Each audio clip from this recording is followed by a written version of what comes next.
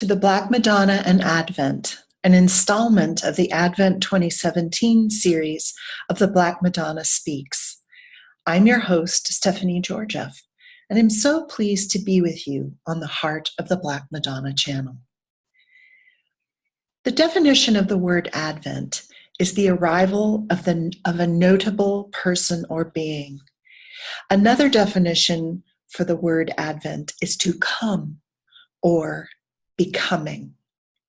Advent in the Christian liturgical year is the period before Christmas, specifically the 4 weeks leading up to the festival of Advent.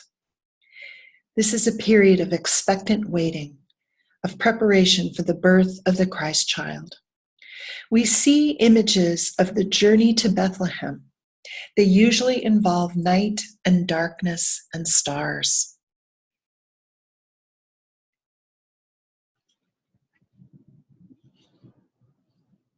I think the Black Madonna has much to offer the season of Advent in symbolism and for contemplation.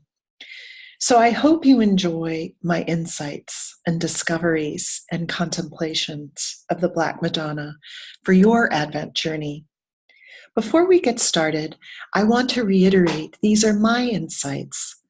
I am not the end of the discussion of the Black Madonna. It is my hope that you find your own meaning through these images. So let's get started with some verses associated with Advent. In the Bible readings for the first Sunday in Advent for the Christian community, we hear the following. They're found in Luke 21, verses 25 through 36. Now, I'm going to paraphrase these verses. I'm not changing the words, but I'm not going to read the entire reading. So if you want a more complete overview of the verses, I invite you to look in your own scriptures and read them for yourself. So Luke 21, verses 25 through 36. There will be signs in the sun, moon, and stars. On earth, nations will be in anguish and perplexity at the roaring and tossing of the sea. People will faint from terror, apprehensive of what is coming on the world, for the heavenly bodies will be shaken. At that time, they will see the Son of Man coming in a cloud with power and great glory. When these things begin to take place, stand up and lift your heads, because your redemption is drawing near. Truly, I tell you, this generation will not pass away until all these things have happened. You know that the kingdom of God is near. Heaven and earth will pass away, but my words will not pass away. Be careful, or your heads and hearts will be weighed down with carousing, drunkenness, and anxieties of life. And the day will close on you suddenly like a trap. Be always on the watch and pray that you may be able to escape all that is about to happen, and that you may be able to stand before the Son of Man. Now I'm going to read a pair of verses that are found in the Calendar of the Soul by Rudolf Steiner, and these are weekly meditations that go throughout the year. And so these two verses I'm about to read are from the 36th week of the Calendar of the Soul and the 37th week of the Calendar of the Soul, and they correspond with the season of Advent. So here's the 36th week.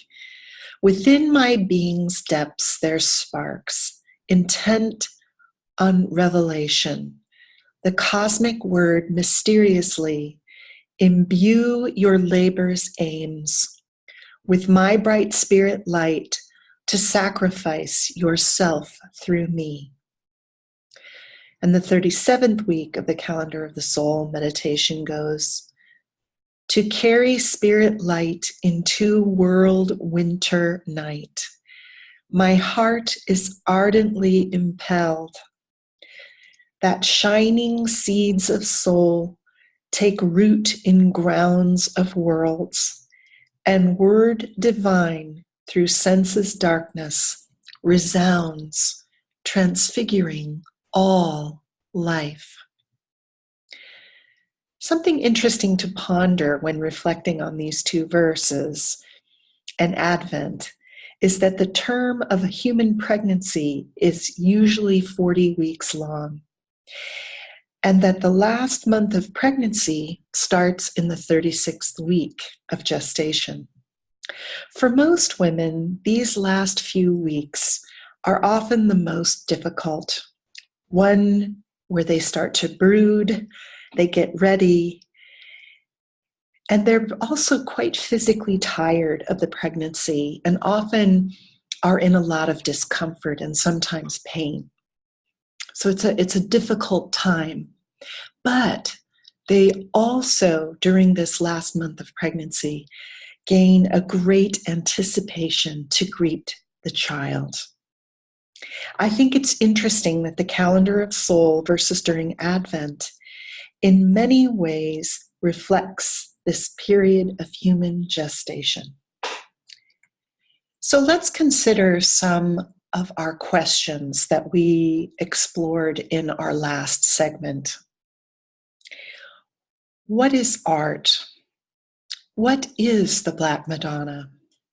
What is divine darkness? And let's focus on some new questions. What is Advent? What is the Incarnation?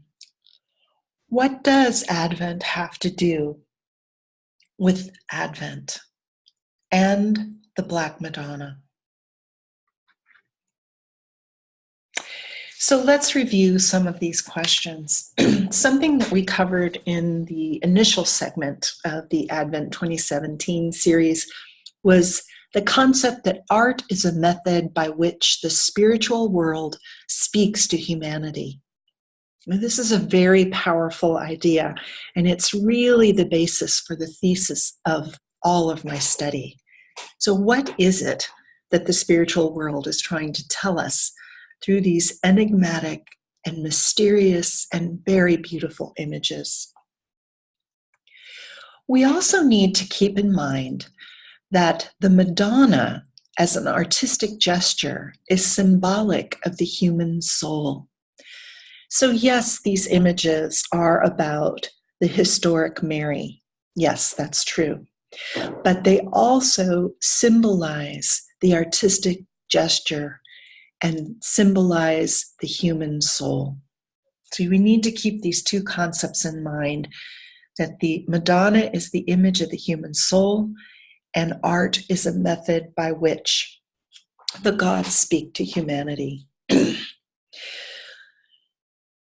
So what is known objectively about the phenomenon of the Black Madonnas is that they are statues, paintings, mosaics, and stained glass windows in which the Virgin Mary is purposefully colored black or very dark brown.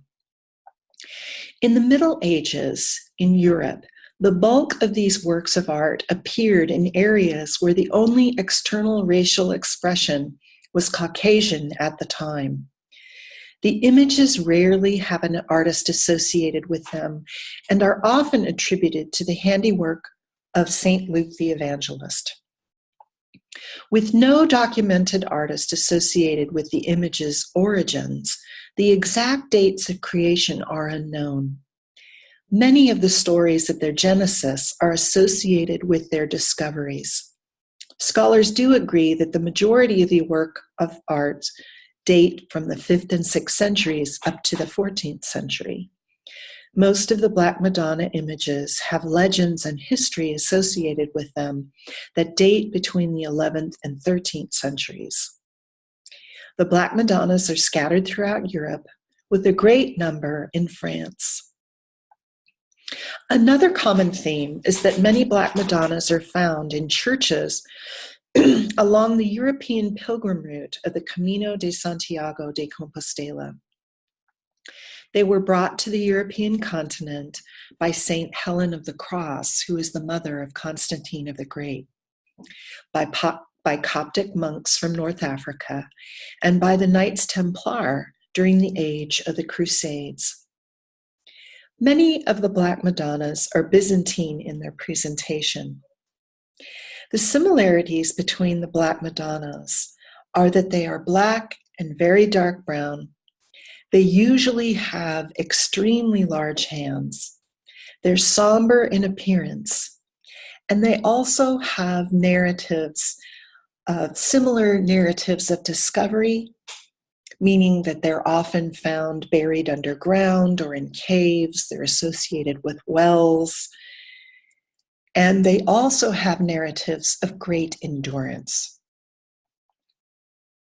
They seem to endure fires, burials, brokenness, violence, and war.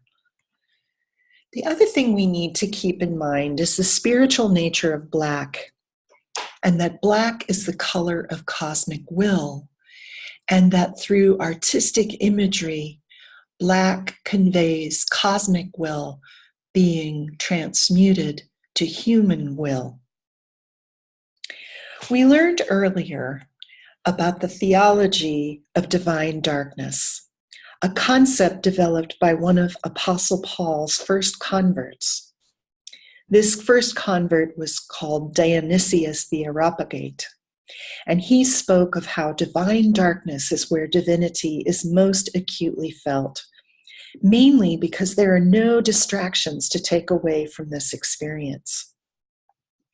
The gospel readings that we heard at the beginning of this segment were the readings for the first week of Advent. We hear how Christ warns us to be awake and not to be distracted by food or drink, and pay attention to what is going on, in essence, that we do not miss it. We also learned in an earlier segment that the couriers of the bulk of the Black Madonnas were the Crusaders and the Knights Templar.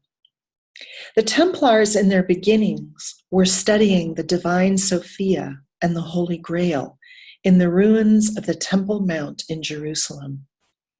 The Templars had contact with the Dionysian Syrian monastic communities in the Holy Land, and are thought to have brought these concepts that they learned from these monasteries of the risen Christ and divine darkness. The Templars brought these concepts to their architecture and mystery schools in Europe.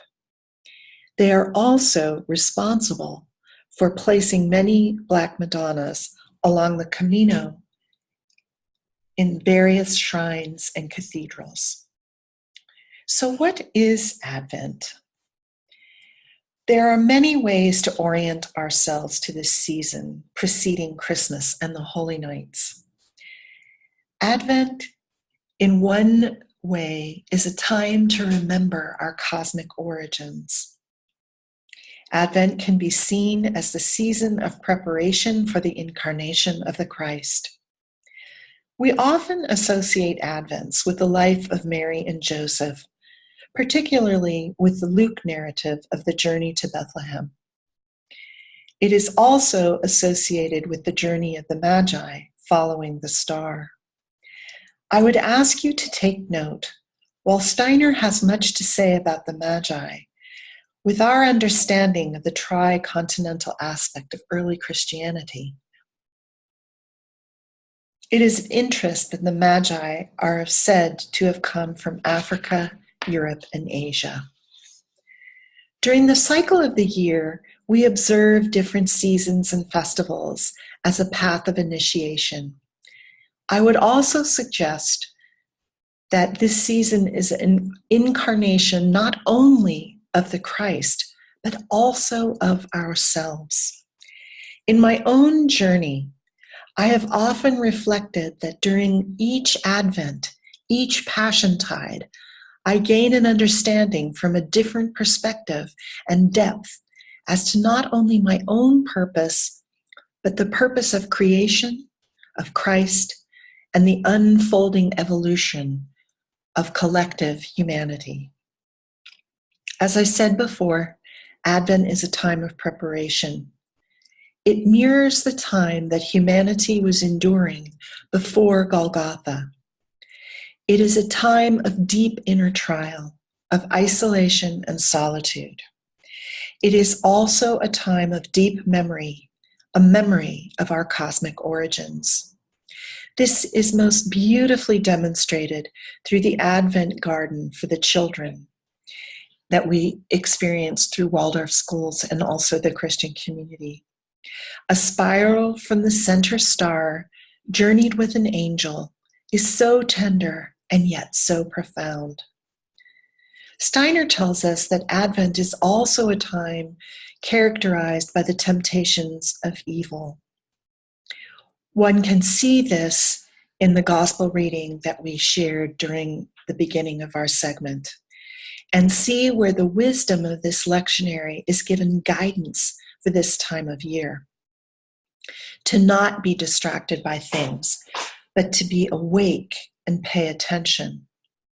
Steiner also says that since the time of Golgotha, and particularly during our current era of the consciousness soul, that this journey of Advent is more of an inward process, that the temptations come from within. Prokofiev, in the cycle of the year as the path of initiation leading to an experience of the Christ being, goes on to say that only through freedom and effort can we accomplish inwardly this fortitude that Advent requires, but also that we must use our will forces to remember our cosmic origins. We must develop our distant memory of our divine spiritual origins, that we come from the Godhead. The memory of the Godhead, of our origin from the Godhead, forms the foundation of our consciousness and our self-conscious ego, and is the substance in which the macrocosmic ego, that the Christ may dwell. Advent is also a time of great spiritual solitude. In each successive week, a different aspect of the spiritual world withdraws from humanity. The archai, archangels, and angels withdraw along our journey. Because the development of thinking is the new path of initiation necessary for our current age, the path of Advent allows us to develop out of our own forces, using our wills in order to do this. A recognition of our origins and our responsibility to choose to live morally out of complete freedom is a major task of our Advent journey. Advent is a time where we approach the threshold and we are tempted to not do this consciously because worldly glamour distracts, but we are also distracted by the experience of evil.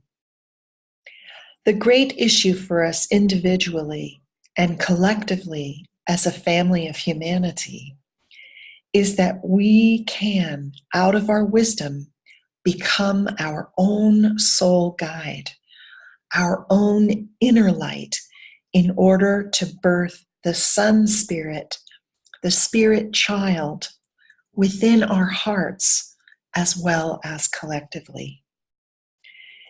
So let's consider and weave these insights, that Advent is a journey of solitude and separation that enables us in complete freedom to choose to think of our place in the cosmos, of remembering our cosmic origins, and the development of thinking is our new path of initiation. Our deep question during this time, not only during our current era, but also during Advent, is how human will is involved in this path of initiation during the age of consciousness soul. So what does the Black Madonna have to do with Advent, and specifically with our Advent this year? We are in the fifth post-Atlantean epoch. We are in the age of consciousness soul. Rudolf Steiner writes in his book, Theosophy, quote, "By causing the self-existent true and good come to life in his inner being, man raises himself above the mere sentient soul. An imperishable light is kindled in it. Insofar as the soul lives in this light, it is a participant in the external and unites its existence with it. What the soul carries within itself of the true and good is immortal in it. Let us call what shines forth in the soul as eternal, the consciousness soul." He goes on to say, quote, "The kernel of human consciousness, that is, the soul within the soul, is what is here meant by consciousness soul. The consciousness soul is thus distinguished as a member of the soul distinct from the intellectual soul, which is still entangled in the sensations, impulses, and passions. Everyone knows how a man at first counts as true what he prefers in his feelings and desires. Only that truth is permanent, however, that has freed itself from all flavor of such sympathy and antipathy of feeling. The truth is true even if all personal feelings revolt against it.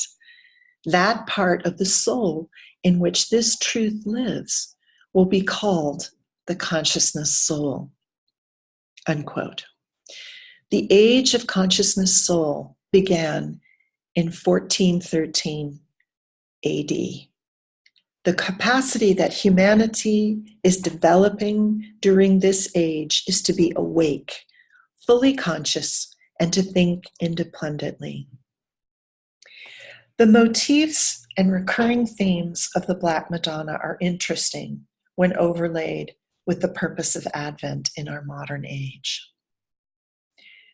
When one considers the cosmic drama that is enveloped in the Bible, it is clear that the Bible is basically not only a chronology of events from creation in Genesis to the union foretold in Revelation.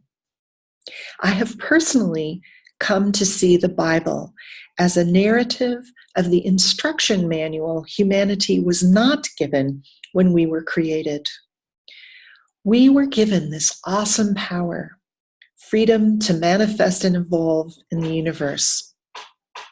But in freedom, we chose to pull away from divinity and to descend into materiality without all the proper tools, so to speak.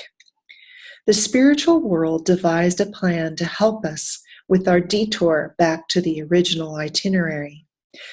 But this time, we would be better prepared. We would be given the proper tools. Each successive age since the fall of man brings us the possibility and freedom to acquire our tools, prepare ourselves collectively and individually for this freely chosen and conscious union with the divine.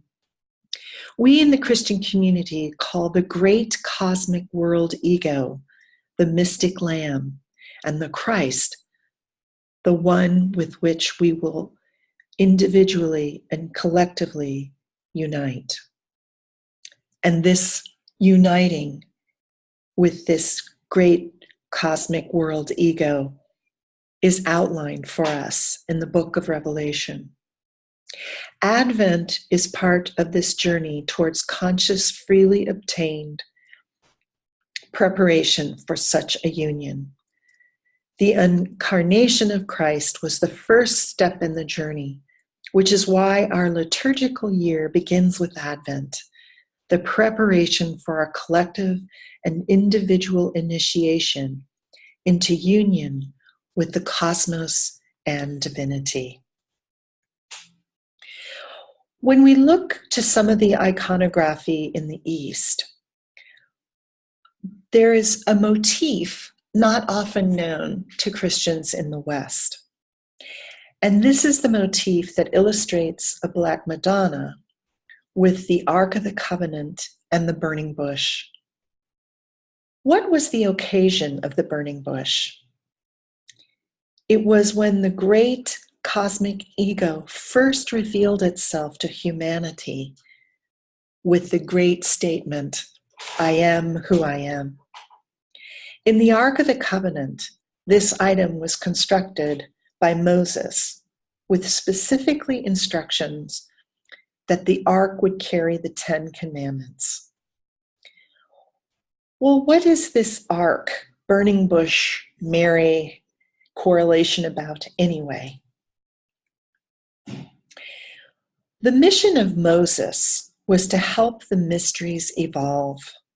Before Moses, spiritual wisdom was simply conveyed from the heavens. Humanity was more guided, specifically in the astral realm and through the astral sheath of humanity. Moses was the bridge between epochs of his time, helping to guide humanity to a more self-conscious recognition of the Godhead within. The 10 Commandments were a blueprint to develop this consciousness. The Ark can be considered a container of wisdom. We are told by Steiner that the 10 Commandments are part of the evolution of human consciousness towards the development of the I.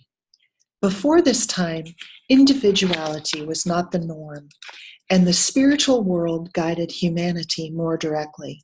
The 10 Commandments were part of the preparation for both the descent of the Christ and the formation of the I. The mission of Moses, who was considered also to be an initiate of the Egyptian mysteries, was to be the representative of the image of the I of God. In essence, the I is the reflection of the Godhead in each one of us humans. The great world I was proclaimed through Moses. He experienced this through the burning bush and the statement, the I am that I am.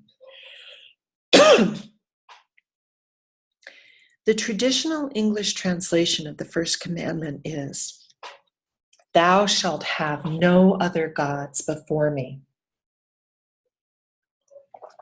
And this verse is found in Exodus 20, verse 2 and 3. Rudolf Steiner's interpretation of the first commandment is, quote, "I am the everlasting divine, which you experience within yourself. I am the everlasting in you and continual divinity. If you do not recognize me within you, I will disappear." Steiner then goes on to say in the lecture, The 10 Commandments, quote, "In the entire tone of the 10 Commandments, when we really understand them, we see how the divine reveals itself in an archetypal way through the images in preparation for the moment when the divine spirit will really be embodied in an individual in order for people to be steered towards an understanding of God in the flesh, an incarnated God. They must first learn to grasp God's substance and being within their deepest, innermost soul.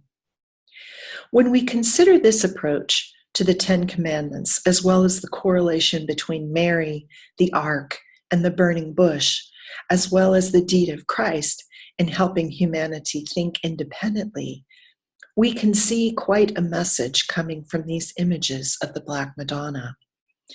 We see a thread from ancient history of the evolution of the I through Moses, through the burning bush, and that Mary, by birthing the Christ, is the culmination of this stream. Now, something very interesting that I would like you to keep in mind there is a very beautiful legend that is found in many ancient Christian legends as well as the Apocrypha. And this beautiful icon is the beginning of that legend, where Mary is presented to the temple by her parents. Legend states that Mary, as a temple servant in Jerusalem, wove the veil separating the Holy of Holies, which contained the Ark of the Covenant, with the rest of Solomon's temple.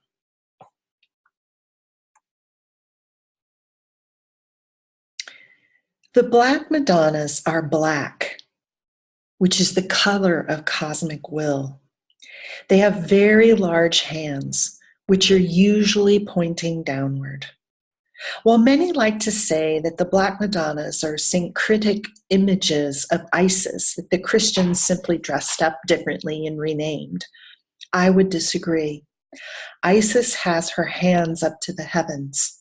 She gathered wisdom from the heavens. The Black Madonna's hands are large and point downward. Hands are the agent of the human will. For me, this image is symbolic of the transformation of the mysteries of one phase of humanly revelation, changing from a direct infused form of the heavens, which is now being passed through our thinking and our wills to be manifested on earth. The Black Madonnas were placed all along the Camino de Santiago de Compostela. This is a path, an ancient path of initiation. It is of interest that this path of initiation, which basically means the way, the road along the way of the stars, was not only an ancient path of initiation through walking and pilgrimage, but was reinstated by Constantine and his mother, Helen of the Cross. And Helen of the Cross was one of the first Europeans to bring the Black Madonnas from the Holy Land into the European continent. The ancient mysteries associated with this land where the Compostela is was associated with the Jupiter mysteries. And the Jupiter mysteries were mysteries where one had to learn to think for oneself in isolation. The Black Madonnas were placed along this route mainly by the Knights Templar during the age of the Crusades. Steiner tells us that the Crusades were the time of preparation for the age of conscience and soul. Advent is a time of great trial. In fact, each week of Advent corresponds with one of the great trials Steiner outlines for us. Before we meet with the guardian of the threshold, we go through a water, a fire, and an air trial, and then the ultimate solitude before we are to meet with the guardian. The Black Madonnas also endure. They are burnt, scarred, thrown in the ocean, buried in the ground, hidden in caves. They survive bombs and fires. They are broken and mysteriously mend. They will not be moved. Are not these messages we need for Advent, for our age? As the image of the human soul, we are graciously told through these enigmatic works of art that we will endure, that we, in essence, can do it. While it is easy to slip into despair over the frailties and missteps of humanity when one looks to both scripture and history, we have to wonder, if humans were such screw-ups, then why did the spiritual world actually bother at all with us? In my estimation, it is because the spiritual world knows of what we are capable. There is a deep belief in the capacity of the human, that the spiritual world has for our abilities.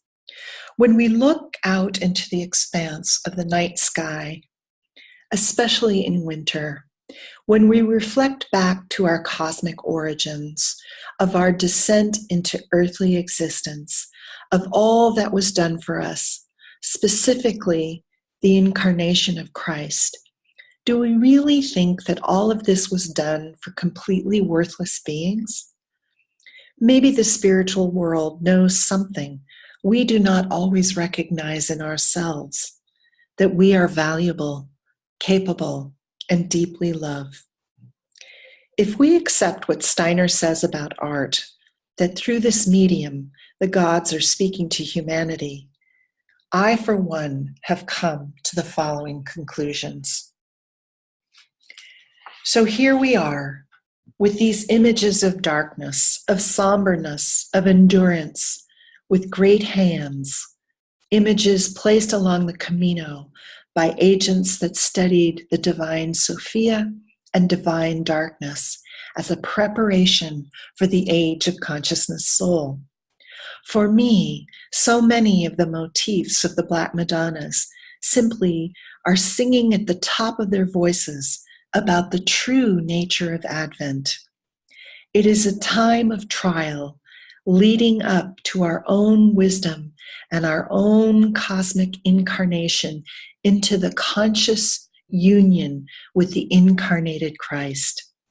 Through these images, we are given reflection and encouragement to keep up on the journey towards our own incarnation as well as the incarnation of the Christ.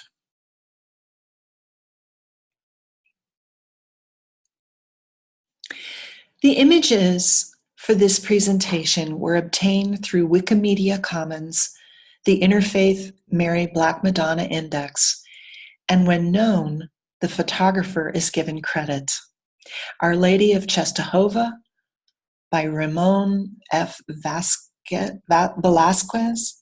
Our Ladies of Angeny, Good Death, and Marseille. The last three images in order of appearance are photographs from Francis, and the painting is The Starry Night by Van Gogh. NASA is responsible for the images of the Earth rising in the Milky Way galaxy. The Black Madonna, Mysterious Soul Companion is a book written by me, Stephanie Georgieff. It is available on Amazon, Kindle, Audible, and through the Espresso Book Machine, which is a print on demand. Make sure to subscribe to this channel. If you can, like the Heart of the Black Madonna on Facebook and follow at BL Madonna on Twitter for inspirational images, insights, and updates on new book publications, speaking engagements, and tours.